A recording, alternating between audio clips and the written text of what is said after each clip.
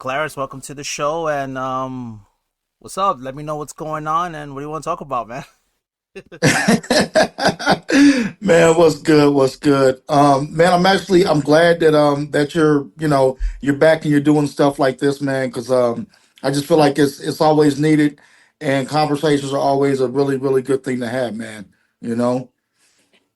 Oh, amen. Amen to that, man. You know, it's funny because I almost like I went through a lot of stuff last year and it's just like I wasn't sure if I was gonna come back and just do this again, but then I realized, you know what, like there's always good and there's always negatives, but like take the good and try to make it my own. And that's really what it came down to, honestly.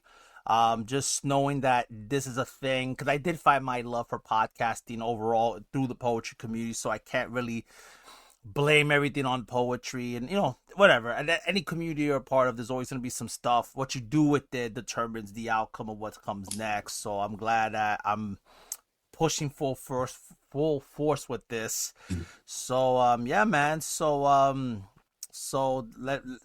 do you have going on, man? Right now, as you know, I've been working on a book. I've released my book and stuff like that, and just really, it feels like I'm reintroducing myself to the world, which is like really weird. And I think with any kind of like new project or new thing that you do, you step out of those like comfortable shoes, that you kind of gotten used to, gotten them broken in, and you're like doing this other thing.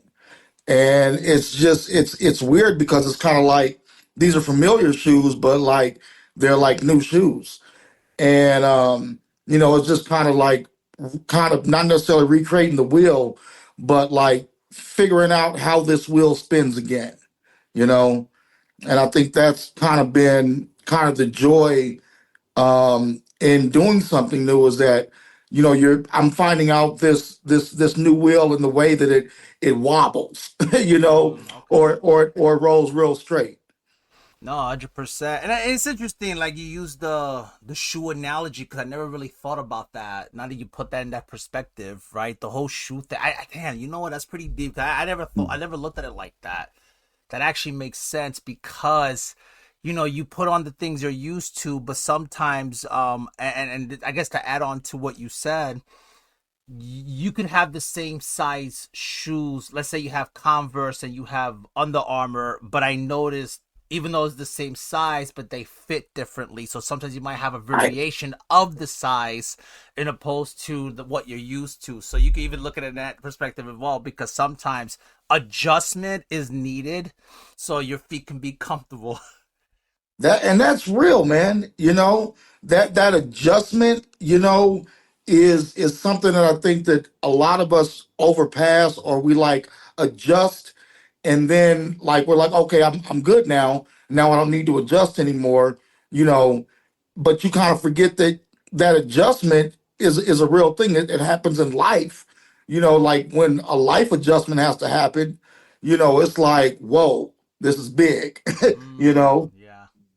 It's just kind of like I remember, like when my firstborn was born, and I was just kind of like, yeah, this is an adjustment. Like, waking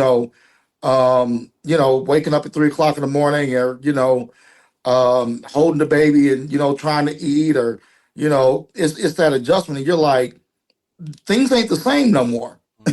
you know. Nah, that's facts, man.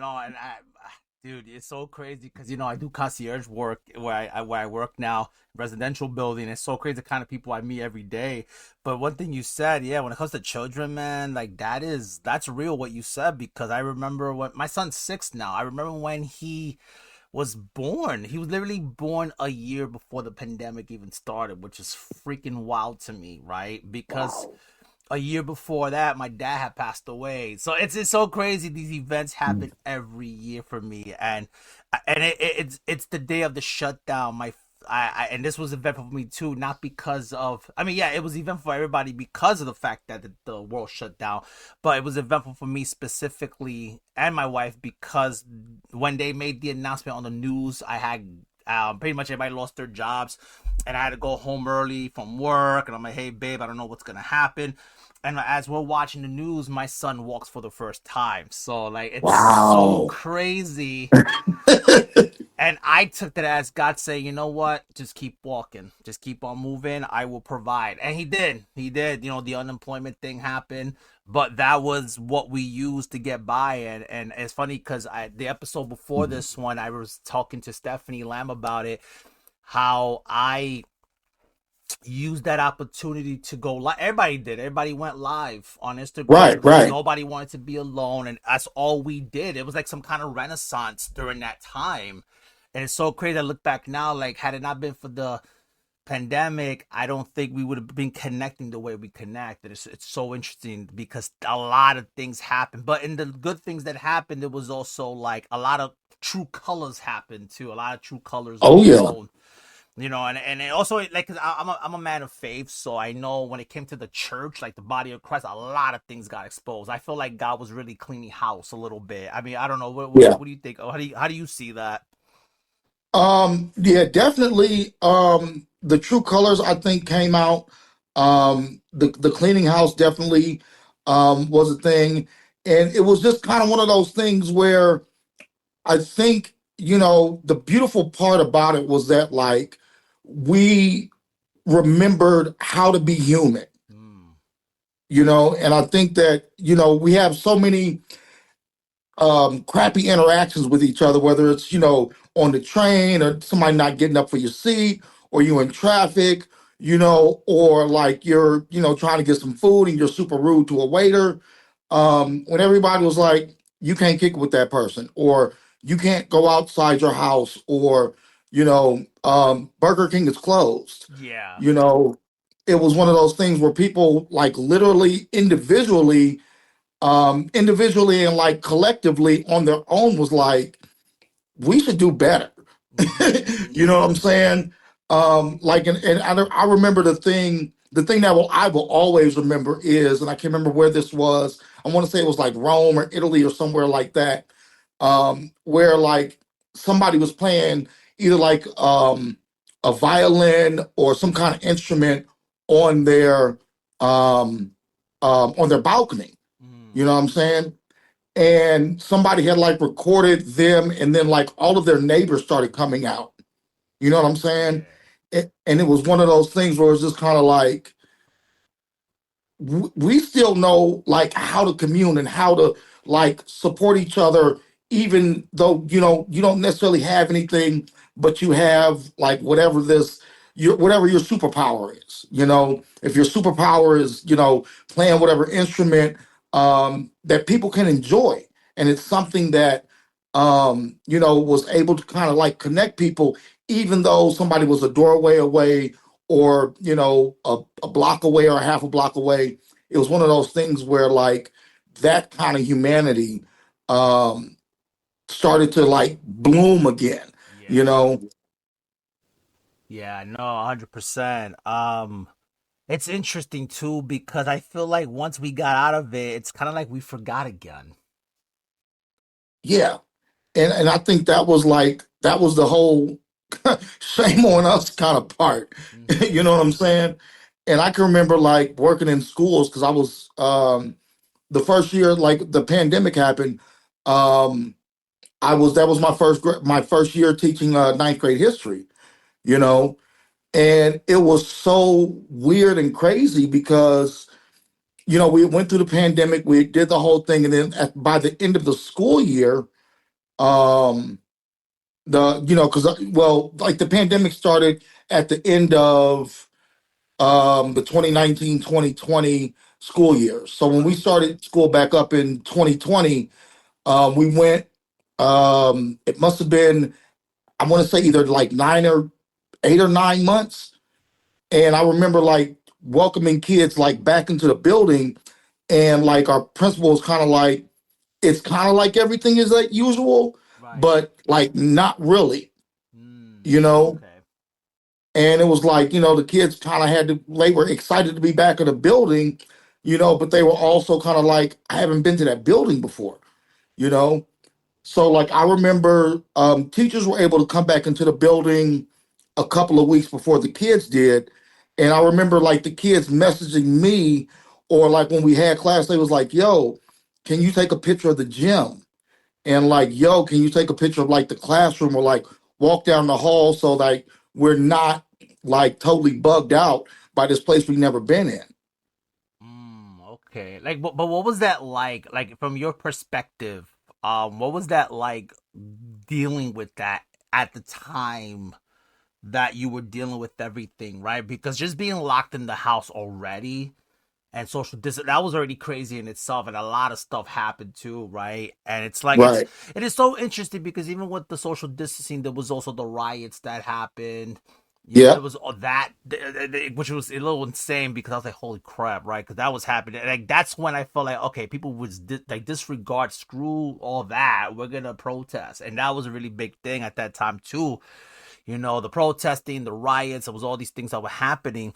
But like from somebody like a teacher, you were behind the screen, so you guys were able to come out, like to go inside first, but not the kids. Like, just Right. like what was going through your mind, like as far as like just describe what was going through your mind experiencing that. What were your thoughts like walk me through all that because that is very interesting.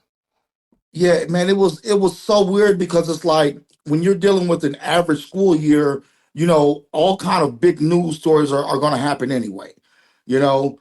And like yes, of course, the uprisings was going on. But to me it wasn't anything that was new because I was just kind of like, I had lived through Rodney King. My parents lived through Dr. King, Malcolm X, and that whole thing. So it's just kind of like I know kind of like how to deliver kind of this message. Plus, I'm working in a black and brown school Right. where most of my students at that time were like Hispanic, so they were up on it and they were like, this is some BS and this and that. And I'm just kind of like the anger was real, but it was also kind of like balancing that anger and that frustration also with that excitedness of I'm able to get away from my parents for a minute. You know what I'm saying? Okay. I don't have to deal with my little brother no more. And whatever's going on in the house, like it was like a big old like sigh of relief, I think, a lot of time for kids because as much as they love their families, you hang on with your family for shit 8 months straight, you like, Yeah. this, we I need a break. I need to be around the homies for a minute. Yeah, yeah. No, no, and it's interesting because I remember like 'cause I'm from New York, but I live in Jersey, and I remember like just having to check up on my mom, me and my sister actually. I remember like because I don't have a car, so I was always taking the bus to the train because like and the train systems were very limited at the time, and I had Mm, to take like a bus to go to Times Square, and then from Times Square I had to walk to certain avenues because there were certain trains that just wasn't running, and I had to like it was just so crazy because if you man, missed one train, I say you were screwed pretty much. right. But I was going back and forth to the point I said, you know what, instead of waiting for the train, I said, let me take the bus. And once I got off the bus, I would just walk from Manhattan all the way to Brooklyn. And I have never Oh wow. seen Times Square and that whole 42nd Street strip a ghost town. Like that's how Wow. real that was. Like I wish I would have recorded it, man, because I didn't think if I understand then what I understand now, I think I should have documented that because like there was a lot going on at that time, and to see Times Square so empty like that, and just thinking like, yo, this is like some Walking Dead shit. Like I Yeah. really did not believe that this was really. I'm like, this can't be real. And I had to take things for caution because my mom lives by herself. My dad already had died like 2 years prior, so it's kind of like Hmm. trying to make sure that she's okay, and like the fact that I had to like the whole wash your hands with soap and count Right. ABC, like Right. like that was real, and that's why I'm like I just don't understand why is it once the pandemic finished, why have we forgotten what it was to be human again? It just drives me wild. Yeah, and I think that that's the thing. I think that just drives a lot of us crazy. It's kind of like our short term memory is shot. Yeah. You know what I'm saying? Like the pandemic was like 5 years ago, and we literally had the same president, who we all kind of agreed had did like a really crappy job in that time period. Right. And then also did some, other crappy things and became a felon. And then, boom, last year we reelected this person, Yeah. and that's why I'm just kind of like, do we not remember like what it was, y'all? And it's just kind of like, it's amazing the amount of events that like we really forget, and the reasons why like these events happens. It's just like I was referencing like Dr. King and Rodney Right. King in this last uprising. I'm just kind of like every 20 years, like America has to have this refresher conversation about like race in America, or like unfairness in politics and power. And like we have to like relive it and revisit it because we forget, Yeah. and it's maddening, you know. No, 100%. And I know you had mentioned earlier about Rodney King. Wait, so I just want to make sure I understood it right. So you say you saw that, like meaning you lived through that. You were alive when that happened, and then you say your parents Yeah. were alive when the Martin Luther King happened. I guess I wanted to ask you, like, when you were growing up, and I know in schools, I mean, well, some, I don't know every school, but I know some schools that, at least the ones I went to, they talked about Martin Luther King and stuff like that. But like when you were growing up, and I'm assuming your school spoke about it too.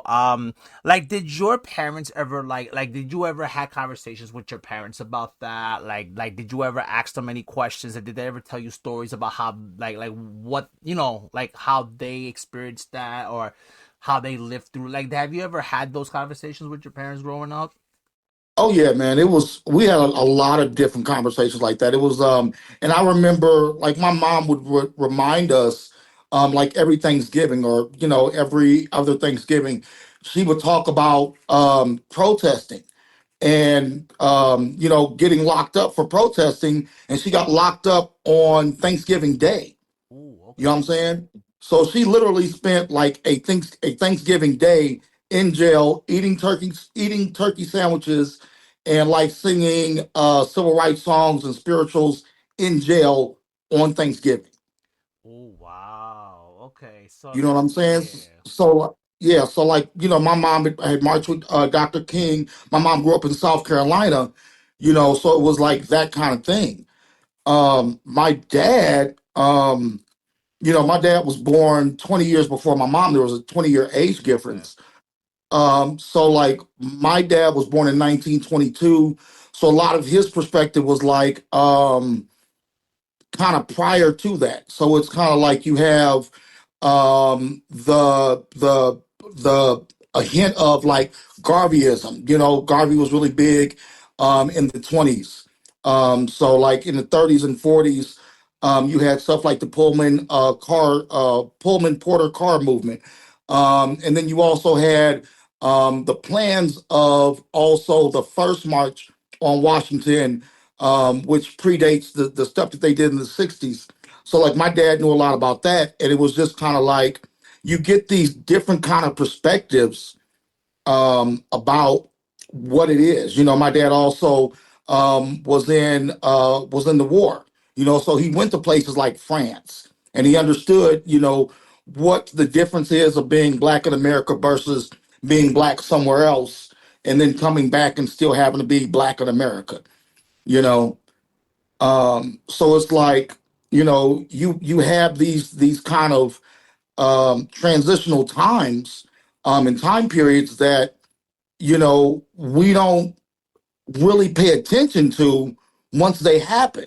It's kind of like they happen and we kind of leave it in the past, kind of like what we did with the pandemic. Right. And it's that like relearning kind of thing. It's like teachers working with kids, and you get you're teaching sixth grade, and you have your incoming sixth graders who are basically fifth graders, and they should know stuff that they learned in the fifth grade, but then and they get in the sixth grade, and you got to reteach them some of this stuff, and I'm just kind of like, dude, we've wasted so much time because I got to reteach you all of this stuff that you don't just forgot about. It's Yeah. crazy. No, it is. And I was gonna ask, because you mentioned your dad, you mentioned your mom, and the 20 years age gap, and I guess my question is like, how has that shaped your upbringing? Like as far as perspective wise, how has that helped you understand? Because you're talking about 20 years, his perspective is way different than what your mom was going through.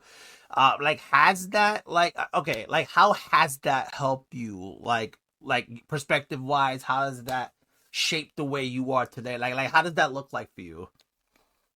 I feel like it taught me a lot about balance and a lot about like listening, you know, because like whereas like my mom was kind of like average age to have kids, my dad was a little bit older. Right. You know what I'm saying? So it was kind of like that being raised by like a grandparent kind of thing, but like with a parent's tenacity, you know, because grandparents don't always necessarily have like that tenacity because they tired, Right. you know. And I've talked to a lot of grandparents who are raising teenagers, and I'm just kind of like they like we're gonna do our best, and I was like, yeah, I know you will, but like my dad was on my ass like white on rice, you Mm. know. And so it was like, like the school never called my mom. They would call my dad. Oh, really? Okay. Yeah, because my dad was a principal, you know. Oh, wow. That's great. Okay. You got to talk to me more about that 'cause that's interesting. Yeah, man. So it's like, and I can remember, like, and I was a clown in elementary school. I was a flat foot absolute clown, just doing silly stuff, talking back, everything else like that. And I just remember being in fifth grade, and I mean, by this time, the principal and I were damn near on a first name basis, because I was always in the principal's office. Um, and I remember the teacher, my fifth grade teacher, had called my dad, and it had been like one of those years where like me and that teacher never got along, and my dad was like, "You're not transferring out of that room. You're going to learn how to deal with somebody that you don't necessarily like." Ooh, okay. And it was one of those things. I was just kind of like, man, and me being, stubborn fifth grader, I was just kind of like, well, shit, she gonna get all the smoke. I'm gonna give her every piece of smoke I can, you know. And we butted heads constantly, and she would always call home, call dad. I'd get punished, and we do the cycle again. And it was one time, probably either like maybe around the third quarter or something like that, where she had called, and she called like in front of me, and I remember my dad's voice through the phone, Oh, man. That's and he that's was like, serious, man. right, and I can remember him saying, "Hey, Miss So and So, is this your job to teach?" And she said, "Yes, sir, it is." He said, "Is it also your job to discipline kids?" She said, "Yes, it is." He said, "Do you know our principal?" He said, "Yes, I do." "You understand I'm at work?" He said, "Yes, yes, sir, I do." "I need you to do your job the same way I'm trying to do my job. You discipline my son in school, I will handle him at home. I have things to do with this school. Now we're going to get off this phone. You're going to discipline him. I'm going to go back to work." Yo, that's crazy. Wow. Isn't it weird how now, like, it's funny because you say all that and then you're a teacher yourself. And it's like, Right. I think that even puts that in perspective. Man, that's interesting. But isn't it crazy? It seems like you can't even discipline the children anymore at school, which is very, very intriguing to think about. Because back then, even if they were unintentionally gaslighting us, but it was kind of like discipline was needed, right? Because at least at the time, I would like to think like teachers actually cared for the students. Right. I always think about oh, what's that movie with I know it was a principal, Joe Clark, Morgan Freeman played him. Uh-huh. He used to call himself Batman. Joe Clark, yeah, that was his name. Right. And then you think about in California, James Escalante, he cared about the students because Hmm. even though this was Spanish people, but they always had, like, it seems like school at the time had that perspective on race, and there was that one teacher that made the difference to make to incite change, and it seems like that has been lost it seems like it's not as, it's like the care is not there anymore, and I always wonder why that is it just exhaustion, is it just change, like the rules change, is it just like in your opinion, like why do you think that is, or do you think that's even a thing, like walk me through that, because that is something I always found interesting, because I know my son, he's on the spectrum of autism, and my wife is constantly going back and forth with my son's school, dealing Right. with a lot of BS. And even though, okay, my son's supposed to have this, that, and the third. That's what you said in this contract we signed. I have Yep. not gotten an update on anything. Hmm. And I'm the guy that I'm always at work. Right. So even though I don't 100% understand that kind of stuff, but I'm always the husband that, yeah, I'm supporting you. Hey, whatever you want, I'll help you be the voice. Let me know what needs to be done, kind of thing. But Right. it's interesting. Like I always wonder too. Like even when I had conversations with other people, like could it be that people just stop caring? Like what do you think, in your opinion, that is? Like you being a teacher and everything like that. Like do you also deal with coworkers like that? That sometimes it's like, okay, do you not care anymore? Like what's going on? Like walk me through that. How does that look like for you? And I think part of it is a big part of it. I think is perception. Because there's a lot of stuff on social media about teachers or comics who say that they're teachers, or teachers who left the profession or now are comics. Because a lot of it, it is comical in a way, but like the way that teachers get tired of saying the same old thing. It's very much like a parent. And I mean, I'm sure that your mom probably growing up probably told you 6 or 7 times to Mm-hmm. take out the trash, right? Yeah. And Yeah. right, Yeah. and by the time she got to that 6 or 7 time, it wasn't very nice, No, right? exactly. Or you're not gonna, if you're not gonna finish this food, you're not eating nothing else until the food is finished. Right, right. And I mean it's the same thing with teachers. Like they're adults who are dealing with kids. The only thing is that, whereas if you're a parent, you might snap, lose your brain a little bit and cuss your child all the way out. Right. You know, Teachers can't necessarily do that. Hmm. You know, Okay. um, and they'll take five, or they'll be like, "I'll be back in 2 minutes," or I'm stepping outside this classroom to get some air. Y'all just breathe for a second because I Hmm. need to breathe for a second. Right. Right. You know, so I mean, I don't think that like there's not there. It isn't that teachers don't care. I think that sometimes maybe they either care too much, or like they're tired because student behavior is not the only thing that they deal with. This is You true. know, they, they also have to deal with the policies of that school. If the policies say you have to do lunchroom duty 2 days a week and you don't get a lunch, then guess what? Your ass is doing lunchroom duty and you getting your lunch on your plan period. You know, um, or if it's something along the lines of your classroom management is not exactly where it's supposed to be. Um, and they're like, you want me to do XYZ, QRNS, and then also be able to like prepare my lesson, deliver my lesson, and then make sure these kids are understanding the lesson. And then you're going to hype up, making phone calls to parents at the end of the day, or I got to make, X amount of calls. They're like, dude, it's not that I don't care about the kids, but it's like you got me doing everything but damn teaching. So it's like, it's a point, like it's not that we don't care, it's rather like I'm tired now. It's Right. exhausting now because I want to teach these kids, but you're throwing things that I don't think has to anything to do with me, but you're making me do this because of whatever the policies are. But yeah, I want to teach these kids. I want to be a difference to these kids. Like Right. I think I would think like maybe the school system's changed a little bit too. Like Oh what yeah. about your, okay, so from what you, okay, so describe to me from where you where you are now as a teacher and opposed to when you were a student. I guess first part would be like how does the perception of the dynamic look, right? Because I'm thinking like, okay, if I'm a teacher, I used to be a student at one point, and now I'm dealing with the things that my teachers had to deal with. Does that put you in a perception like, oh damn, was I this much of a brat too at the same time? And then yeah, so we'll start there. We'll start there. So then how does that look like to you?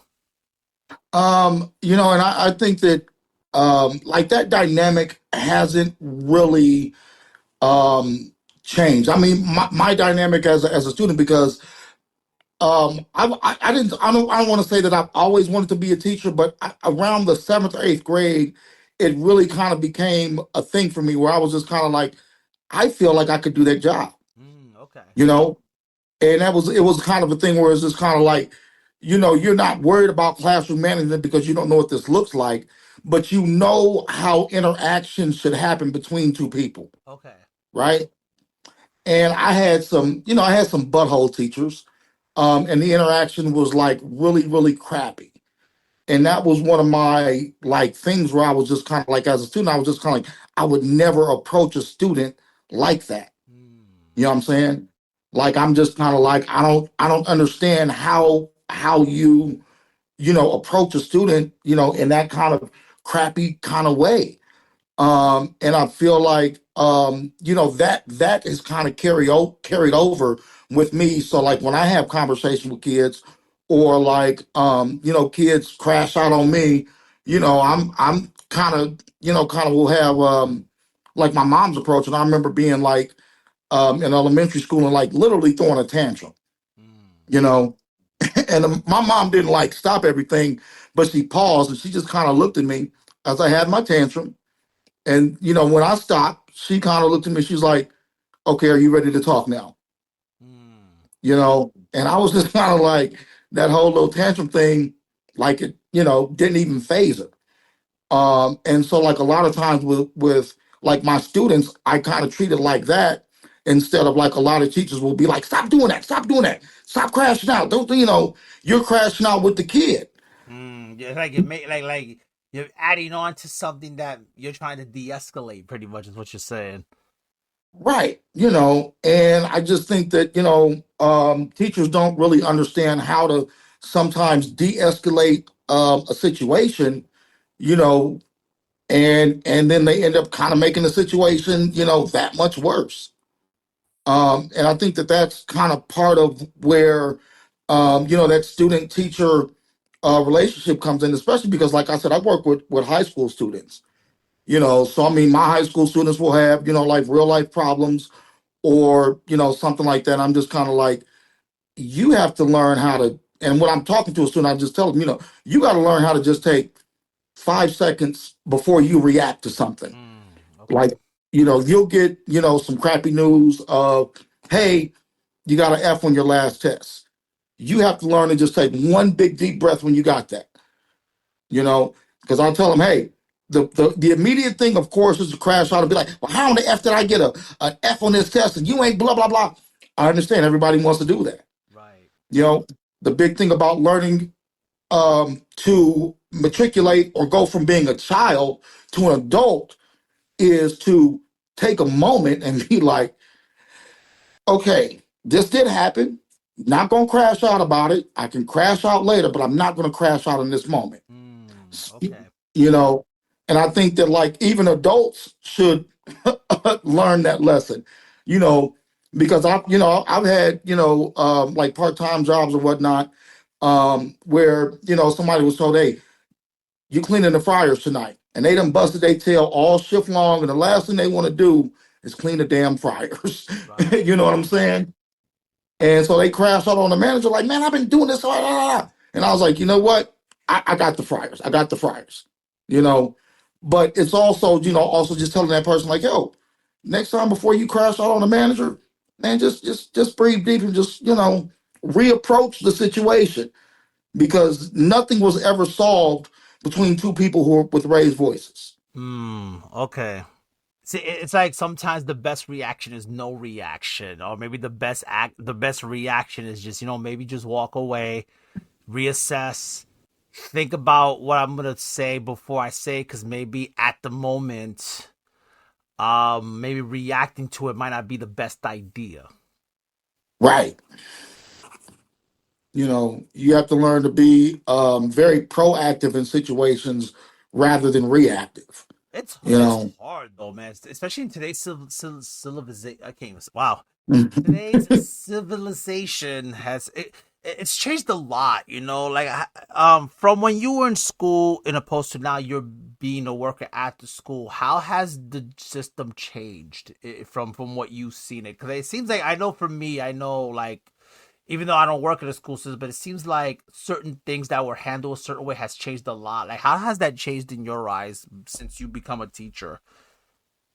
I think the biggest change is honestly like we're in education, people are not really focused on the learning. And Okay. I think that's the thing that pisses me off the most, is that I'm like, I'll get rated on like my classroom management or like the way that I deal with kids because behavior is a real thing. But I feel like that's become more of the focus of schools rather than to actually teach them something, you know? And I've always felt like I can inspire crazy behavior out of any kid.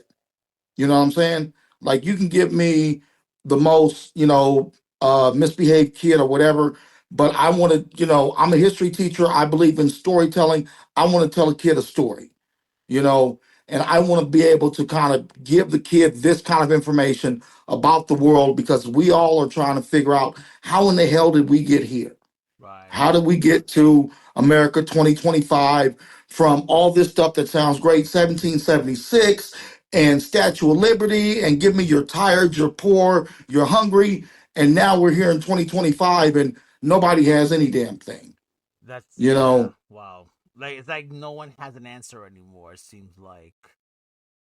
Right. So my thing is just kind of like, I don't focus on behavior. It's to me, it's a given that you know what, kids are gonna cuss. Let's just be real, kids are gonna cuss, especially teenagers. Kids are gonna have a phone because it's 2025. Kids are going to have a phone. There's going to be social media. Okay. Um, and when I have this conversation with kids at the beginning of the year, and I'm just kind of like, I always ask my kids, do I expect you to be perfect? And oddly enough, kids are like, yes, that's the expectation is to be Mm. perfect. And that's why I'm just kind of like, okay, let's pause here. In this maybe outside this classroom that might be the expectation. In this classroom this is not the expectation. I don't expect you to be perfect. I expect you to try. I expect you to make mistakes.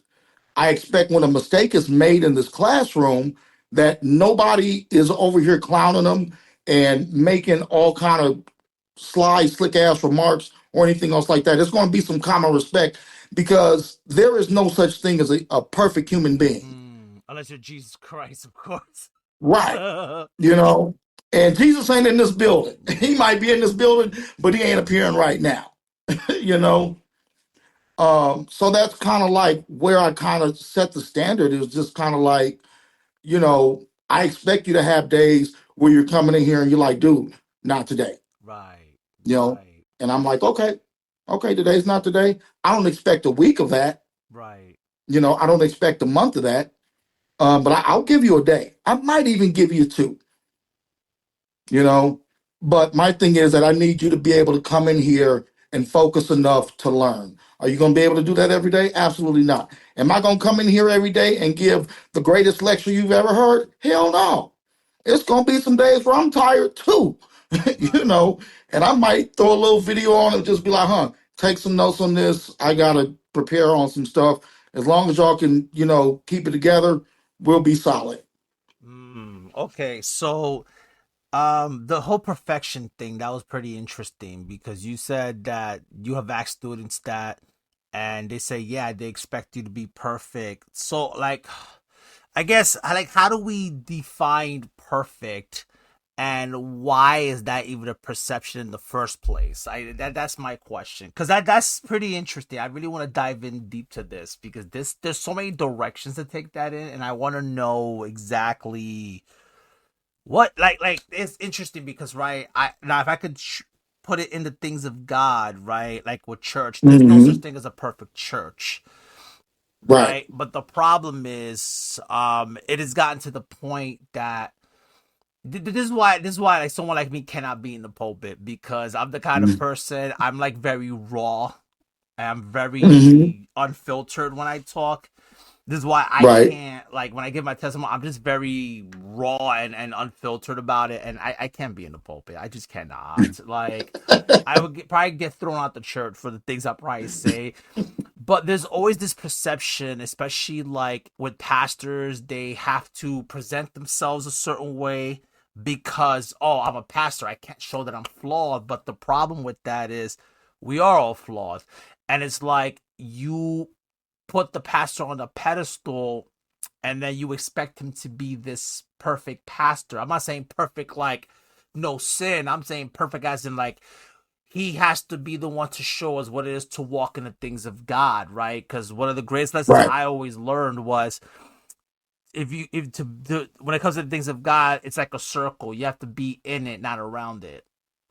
Mm. And it seems like like even that's lost. It seems like perfect. Like what is that exactly? Like what do you mean perfection? Like do you mean, oh God forbid if he committed adultery, what happens? Like, oh, now we're gonna throw stones at him, or are we gonna do what the Bible teaches us to do? Is to, okay, he needs to repent, but now we're gonna hold each other accountable, and it seems like that seems to be a lost thing.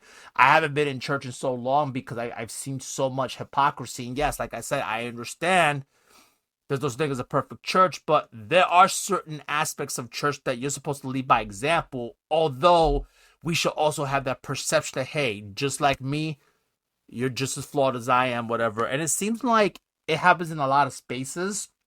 Even like you Mm-hmm. said, like you said, even in school, the student told you, yeah, we expect you, they expect us to be perfect.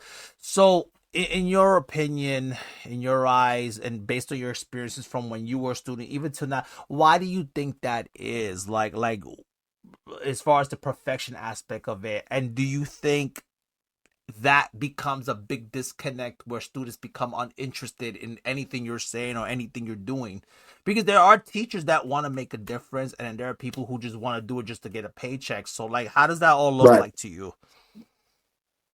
Um, I mean, it's a lot. One, because nationwide, we all understand that we have an educational crisis, right? Kids are falling behind test scores. There's definitely a reading issue here in this country. Mm-hmm. Um, and I think that, like, we're such a society that is based on immediate gratification, right? Like everything needs to get fixed right now, right? Just like if I'm at my job and my computer's not working, I should be able to call IT. IT should be able to give me like 2 steps to fix my computer, and then boom, I'm off and running, Right. right? When we wake up in the morning, we either turn on the TV or we're on our phones, and boom, immediate information right there, right? And I think that's the way that the schools, like in their mind, that's the way that they're operating, is that we should be able to fix all of these kids' issues in 1 year. But that's damn, but that's not realistic though, because not everybody learns the same. Not everybody works the same way. Even at work, like just because I see, like the reason why I work the way I work is because I have experience, right? I'm about to be Right. 40. Like I've been around the world, if that makes sense. Not literally around the world, but like Right.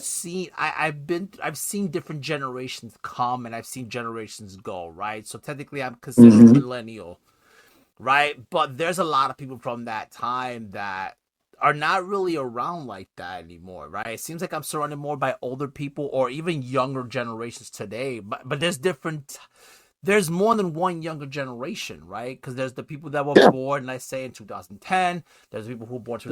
2003. There's people who was born in 2015. Like there's different perceptions there, and it's like the way you were taught is not the same way I was taught. The way I was taught is not the same way they're gonna be taught, and it's like, I just it's just not realistic, and I kind of blame the society today because of everything we have now, right?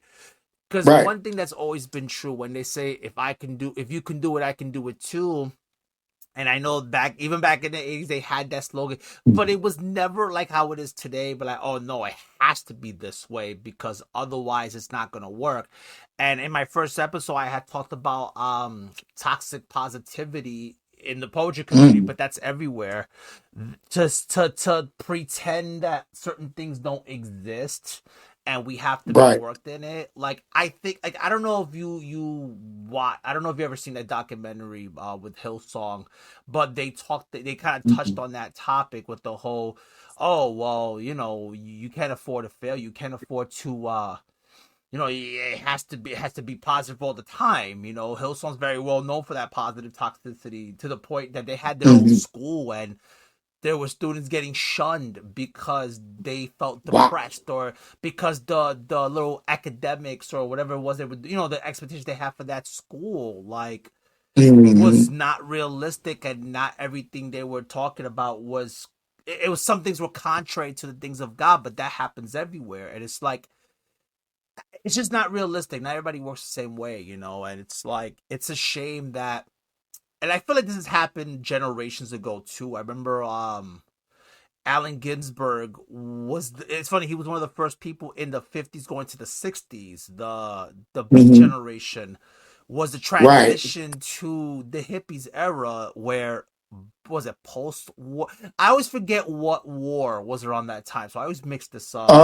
It would have been Vietnam. Vietnam, right? Because there was a Yep. perception around that time, the 50s going to 60s. I know there was a perception, like the conservative perception, like, okay, we're gonna go to school, pretty much like Brady Bunch, or Right. whatever. Like, there Right. was that Mhm. thing, like, hey, we're gonna sit and fold our hands in the chair and watch the teacher speak. And Allen Ginsberg's whole thing, who used to be a teacher too, actually, I didn't he realize that. he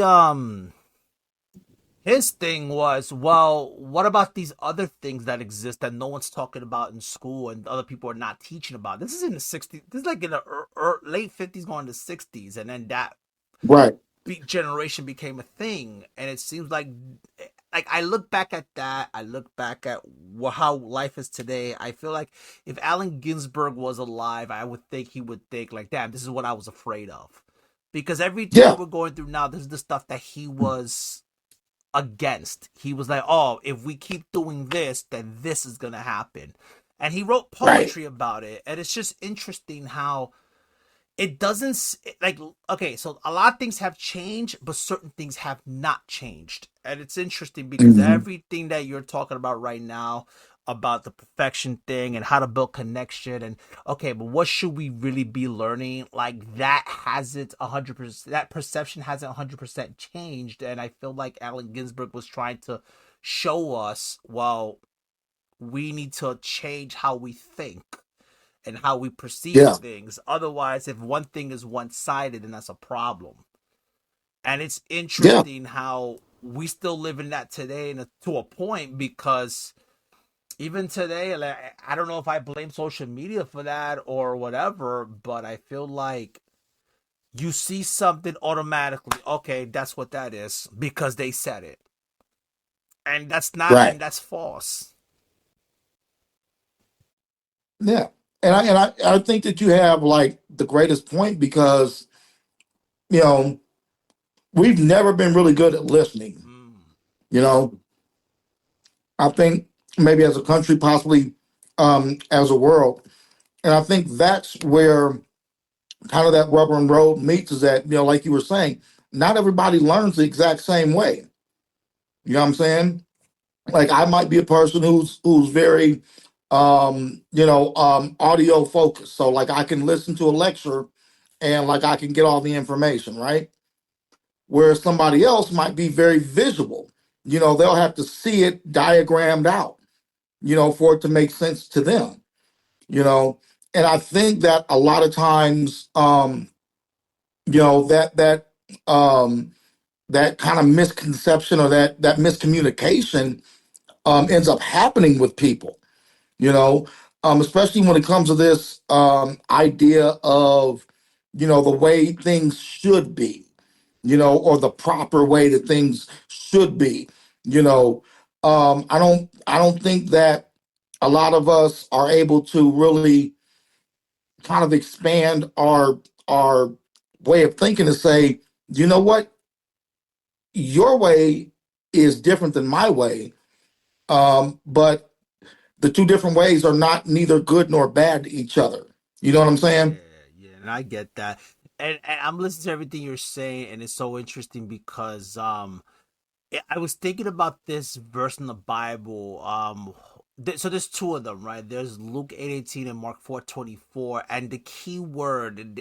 These verses talk about listening, and so Luke 8:18 says, "Consider carefully how you listen," right? But Mark Mm. 4:24 says, "Consider carefully what you're listening to." So sometimes what you listen to is not the same as how you're listening to the perception that someone's trying to portray here, because the problem is, if I hear what you're saying but I'm not listening to how you're saying it, the perception's going to be incorrect. That's why discernment is very important, and I feel like even in like at different types of spaces that seems to be lost, and you said it very perfectly. I feel like if we shut up more and listen more, maybe we can Hmm. get the bigger picture of what the painter is trying to put on the canvas. And that's real, you know. And you make a really valid point about how you listen, versus what you listen to. And we all understand that we're all very much made of energy. We all have to be careful what we're ingesting into ourselves, Right. you know. So if you're watching a lot of I don't know, toxic Fox News or something like that, then what you're going to put out is a lot of toxic Fox News. you know the same way, like if you're eating a lot of junk food and a lot of fast food and everything else like that, when you look at what comes out of you, it's going to be some murky stuff. Yeah. Yeah. It's going to be a lot of murky stuff. So I think that that's where, like, a lot of us have to really come back to those kind of lessons that we all know and learned, you know, is how you're listening, and what you're listening to, you know, because yeah, you're gonna have some toxic people that um, are are spewing whatever toxic stuff that doesn't relate with your vibe, with your energy, and it's kind of the same message that um everybody says, is that turn off the TV, walk away. You don't have to engage in that, you Hmm. know. And I think that that's part of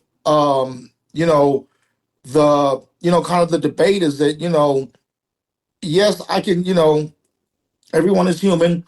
I feel like some people human a little bit better than other people, and for those that are not really humaning well, I have to kind of listen to what they're saying in order to either debate or try and correct the way that they're thinking.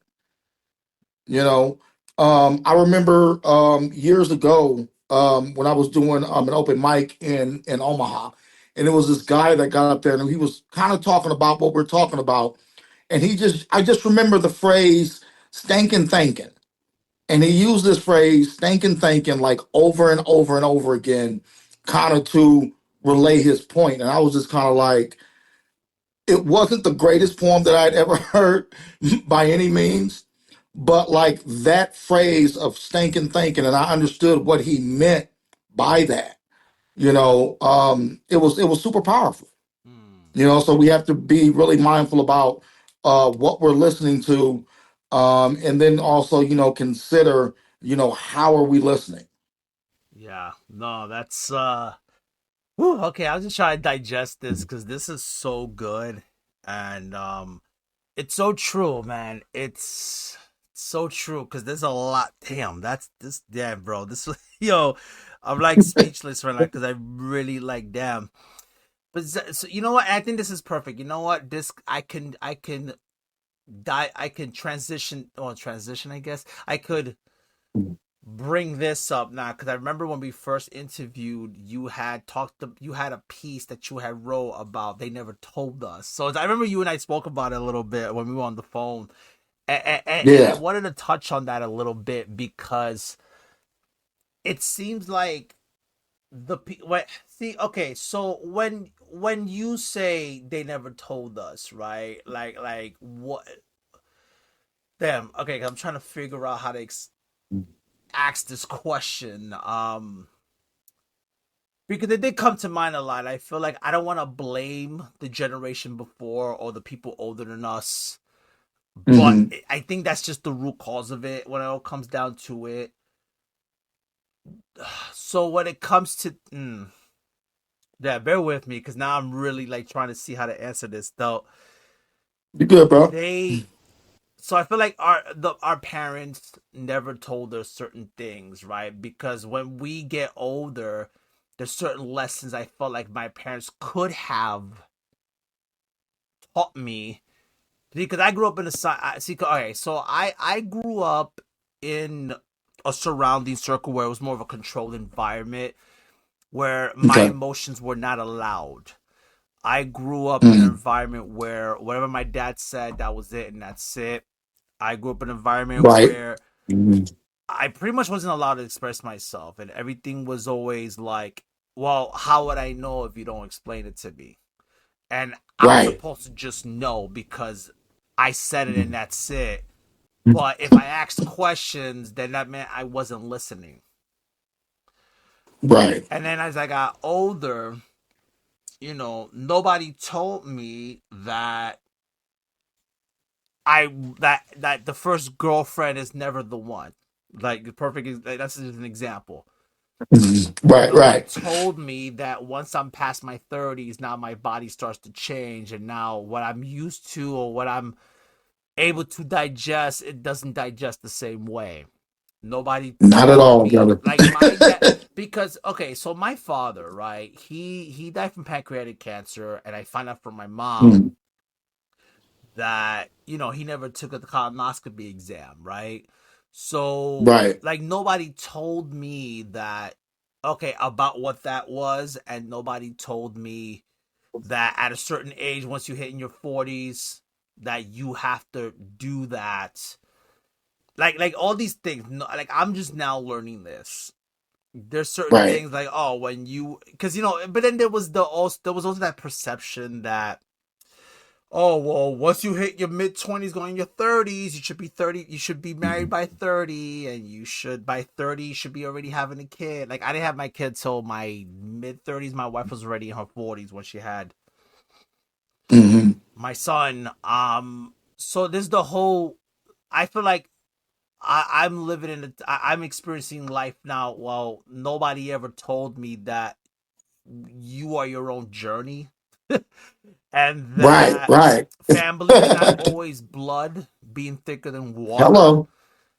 And Right. nobody told me that, you know, it's okay to cut people off even if it is family. Like I had to cut a lot of people off last year, family members and stuff like that, but nobody told Right. me that that was okay to do that because when I was growing up, not my father, but like people around me would say, "Oh, but that's your mom," or "Oh, that's your oh, but that's your cousin," "Oh, but that's family though." And Right. there was always this thing like, just because we're family doesn't mean I have to keep you around. And even though Yeah. it hurts, but nobody told me that time does heal all wounds if you heal it correctly. It's true. So I don't know where I'm really going with this, but I guess I wanted to get your intake on it. And I guess if you want to read the piece a little bit, and then we can kind of dive into that as well, because that was something that's on my mind. Like when I reconnected with you recently, that because I was listening to the episode and I felt like that was something that was on my mind for a lot because I always have these conversations with my wife, like, oh, but my parents never taught us about the birds and the bees. I had to learn that myself when I had sex with my first girlfriend, like, and it Right. changes Right. you, right? Your energy changes. Like nobody taught me that. No one taught me that. Like I had to learn that by myself and what it does to you mentally. And now, like for me, I felt like with my first girlfriend, I became very obsessed. And then the fact that she was addicted to pornography, that didn't help either. Like Oh, nobody damn. told Right. me the effect Mm, is gonna mess with me mm. mentally. The soul ties and all these things. Like no one really told me that. And sometimes we suffer consequence because nobody tells us. I don't know. That's true, man. I don't know. I don't know if Um, that all made sense. I'm not man, sure. it does, and I feel like the older generations or generations that are before us, they told us what they knew in moments that happened. Okay. You know what I'm saying? It's kind of like trying to predict the future when you have no idea what that's going to look like. Mm. You know, so it's just kind of like, how could um, um, my great grandfather, who was my dad's father, teach him about what it's going to mean to be free 40 years from when he's born? Okay. You know what I'm saying? So it's not like they have all of that information.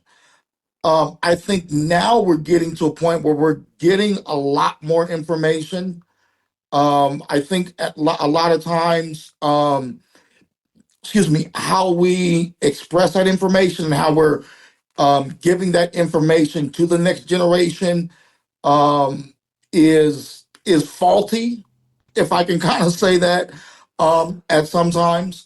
But I mean, I think that there's also some other things that where it's like, some things you don't know until you know. You know, I don't know if my father ever had a colonoscopy. Like in his generation, I don't even know when the hell colonoscopies like they discovered that information. You know, because I mean, this year my dad would be 105 years old because he was born in 1922. Wow. Okay. You know, so when he was growing up, that medical information may not have been discovered as of yet. So I think that there's still some things that we're discovering, but I also like I wrote that piece when it's like it's certain things that like we should kind of like talk to kids about.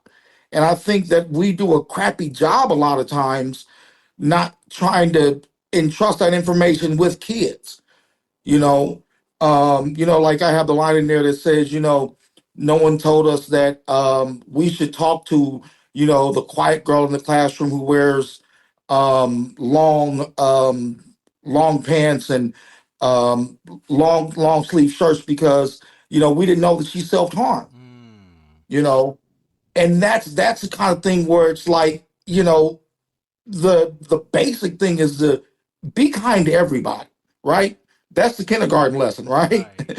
you know, and somebody's having a bad day or whatever, still try and befriend them because you don't know what that person is going through.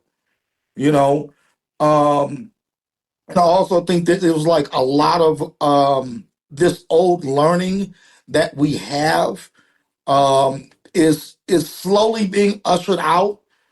But I don't know with like the information that we're ushering in, is it like still the best, most correct information? You know, um, kind of this thing about like masculinity, not toxic masculinity, because I always feel like now those two words are so interconnected that now men just have a hard problem just being men, Mm-hmm. Yeah. you know You're not lying about that. right? So if I'm in a meeting and we're debating back and forth and I raise my voice and I'm like, hey, that's some bullshit. Oh, now I'm toxic masculinity. Now you're trying to big boy me. No, it's not necessarily that. It's you can raise your voice too. We can be some screaming motherfuckers in here. But it's Word. you know, it's that kind of thing to where I'm trying to figure out how do we balance some of these things, because the world right now it's very very split. Yeah. You know what I'm saying? And I feel like there's still this middle ground. There's still this middle thing called humanity. Right. And if you on the left can take a step closer and you on the right can take a step closer, guess what? That's one step closer to this whole middle ground called humanity. you know. And I'm not saying that everybody has to like touch that center line that's going right down it, but everybody get just a step closer, you know.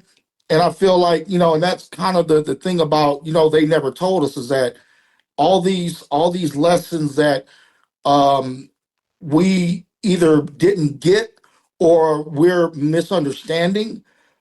I could do a they never told us like for today's society, or maybe I couldn't because I don't know what it's going to look like 40 years from now. Right, right. You know, I hope that we're, in a much better place, a much more humane place.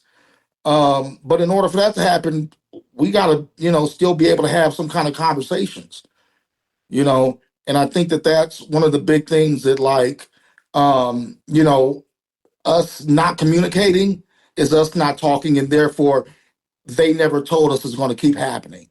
Because Right. if you don't tell something, then the information doesn't get there.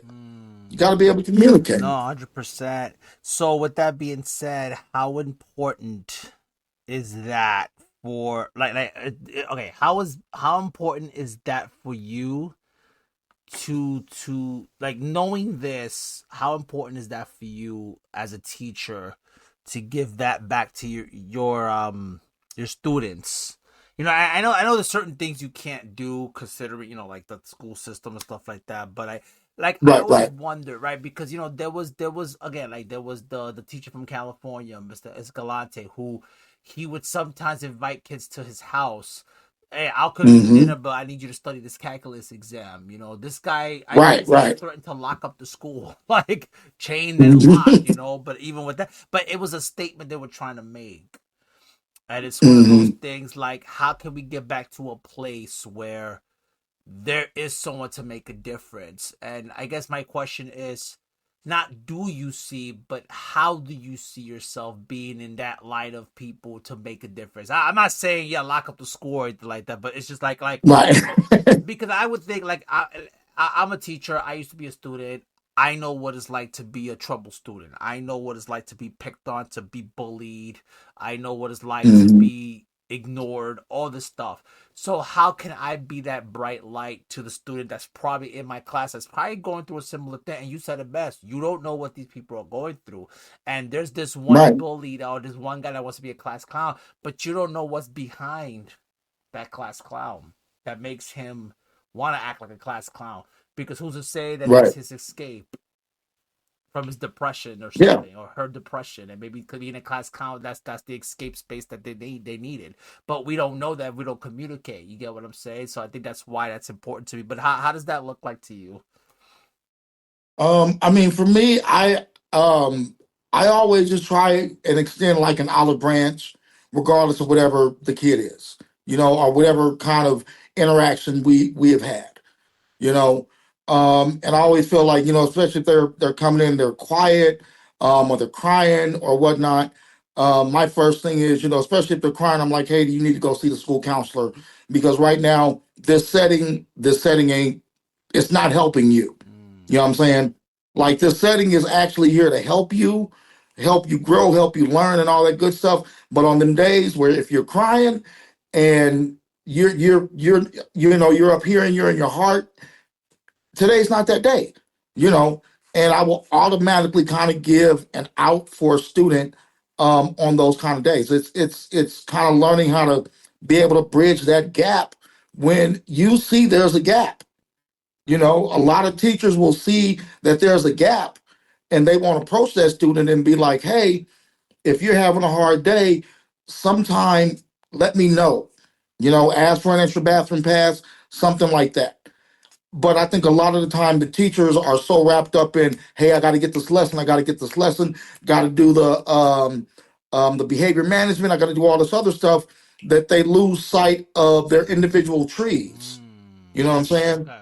And that's why I'm just kind of like, you got to see them trees. Yeah. You got to see that tree every day. And that tree might be bending left. That tree might be, cracked in half from lightning from last night. Yeah, and there might be thorns in that in some of their branches that sometimes you might have to cut off. It depends on the situation, but yeah, 100%. So it's like, what can Yeah. I do what have I learned that I could pass on to my son when he gets older, so he doesn't have to. I don't want to say not to experience that they never told us, but maybe. But okay, but see, but based on what you said, right, within this whole Hmm. conversation, and you did point it out, about maybe they didn't know what a colonoscopy was back in the day or whatever the case is, and then it puts this in perspective. Um, like when I go to work, one thing I always say, when I'm training people at work, I say, Hmm. hey, there's certain things I can't teach you unless it actually happens. I Right. think in that Right. same way, I think that's how life is too. It's like, well, I can't teach you Hmm. something unless it actually happens to you. Like, I talked to you privately. Like, I always knew what racism was because I've had friends that went through it, but I never experienced Right. it firsthand until pretty recently.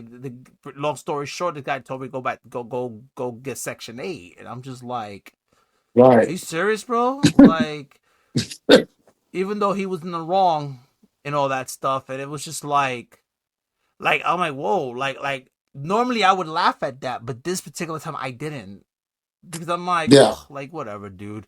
But that really got me mad, and I think it's because my wife and my son, like he said it towards us specifically Hmm. to hurt us, and it's like I felt the vibe of the words that he said, like, oh, I think he's really trying to hurt me here, like, Yeah. so it's one of those things like, That's, how do I explain that to my son? See, because I could tell him I went through that, but is it one of those situations too, like, okay, well, unless he experiences that, then I can't really tell him what that is unless he experiences it, unless something actually happens for me to just show you what it is. So right. and that's helped me put that in perspective now because of what you said, because I really didn't think about it that way. Unless it actually happens, then I can't really put things in perspective for you. Yeah. And it's hard to try and you know predict the future on something, and you hope that something like that never ever happens to any of your children. Right. You know, but you have to kind of find some way of trying to prepare them for situations that may occur. And my parents, they did that. And they feel like you just kind of got to be mindful of what people say to you, and what they say and how they say it and things like that. Like I remember my mom. This was probably the greatest example that I have. When I went to kindergarten, she said, "Don't let anybody rub on your head." And Mm. I was like, I don't understand why not, mom? What the hell does that mean? And she was like, because they used to believe that rubbing on a little black boy's head would give them luck. So don't let anybody rub on your head. Mm. It's like they. And Oh no, no, go ahead. No, no, finish. and it was one of those small things that like a kindergartner can understand, Mm. but it stays with you for a lifetime. Yo, that's crazy because that brought me back to something somebody else said. Like when people pray over you, don't let them touch you. When they're praying over Hmm. you, don't let them touch your head. And Right. somebody said something to the degree of, because you don't know what they're carrying, and even though they're saying a very powerful prayer, but if they're not covered by the blood of Jesus, if you're not repenting the way you should, then that prayer could get contaminated. Right. So it's interesting. I don't know why that came to mind, but that's the first thing I thought of when you said that. Yeah, Damn, man. that's real. Damn, the little it's things like that we don't even think about till like, oh snap, okay, that just struck a chord a little bit. Right. And it was, kind of one of those things where it's just kind of like, yeah, because I remember, talking with you about that situation. I was just kind of like, God, I don't want you to like lose your shit over it and then end up in jail, Yeah, no, you hundred know, percent. because it's so easy for that to happen. You know what I'm saying? It's one of those things where it's, very easily you can just blow your top. Yeah, no, 100%. So, damn, this has been a very wow. So This I ain't gonna lie. This is not what I expected as far as the conversation. I didn't. Then again, I didn't know where we were gonna go with this conversation, but I'm glad it went the way it went. Again, because I don't know nothing about school. I'm not a teacher. I know my wife's a teacher assistant, so I just know based on whatever my wife Mhm. tells me. I know my brother used to be a teacher a long time ago, and I just go based on whatever.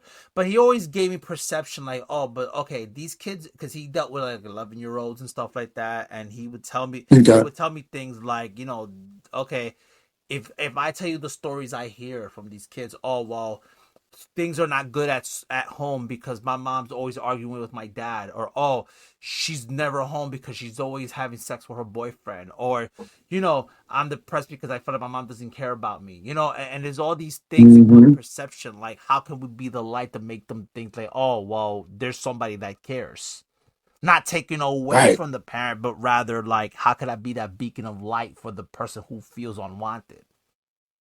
Yeah, and sometimes kids come to school with holes in their soul, you know, uh, and sometimes you just got to be able to fill that soul with enough soil, enough love, and just be like, hey, you're still good. Your mom was just having a bad day. She's going through like whatever rough time. It's not that she doesn't love you. yeah. You know, and that's one thing that I will always, tell my kids because I don't believe that I know that there are parents that make mistakes. Okay. Everybody is human. Okay. For that mom that's, with the boyfriend sleeping around, that's what that mom needs right now because, whatever hole is in her soul, maybe from the dad that's not there. Right. You know what I'm saying? Not that she doesn't love her child, but mom has also got to be able to take care of mom too. Yeah, no, I get that. Yeah, no, that makes sense. Man, that's but like I said, man, again, this was not what I expected, and I'm glad it went the way it went because it really opened up this thing, I guess, in this conversation. And I guess Yes. if I really want to say, just thank you for doing this with me. Thank you for the reconnecting. This is because, like I was telling, what I was saying too on the past episodes too. This is not just okay another podcast. No, it's like I'm also gonna talk about just whatever. Whether it's one of those journal type things or whether I'm inviting, Right. because technically we're journaling technically, but just having a conversation, a True. journaling thing, and we're documenting this, and that's what the podcast Okay. is, and that's what I really wanted. I couldn't do that with Unraveled Influence because like it was so much restrictions to it because it was solely on art Mhm. and poetry. This is more like I'm just doing it because I want to.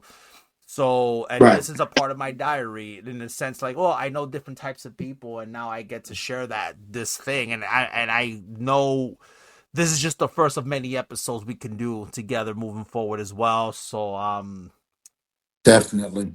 And it's funny that you mentioned journaling, man, because like whenever I have a conversation, especially conversations like these, I always just like write down little notes. So I have like a notebook page that has like documentary, Hillsong, teacher student, true color, clean, good things, Mark and Luke. So literally, man, I was just kind of writing stuff down too. because you know what it is, and this is what people don't realize when we have conversations, you're also learning something in the conversation, right? You're learning things you never learned before. And you're even learning things about yourself through that person because maybe you went through something and then you just like you gave me a perception that I never saw before. That, oh, wait, now that's something I got to meditate on because I never saw it like that before. I guess with that being said, any last words and like tell people where they can follow you. Yeah, man. I just want to say thank you for, having a conversation with me as well. Thank you for listening and hearing me out. Like I said, I think that's kind of the basis of everybody kind of being able to get back, to the center and everybody being able to, try and get closer back to that center line, man. If you guys want to catch more of me, you guys can catch me on Instagram at author Clarence Barbee. Or check out my website, iwritebooks.yolasite.com. Yeah, and I think that's probably about it. Also, I'm on Facebook under author Clarence Barbee. You Google that, all of my joints will pop up. There you go. That's he has a Google, ladies and gentlemen.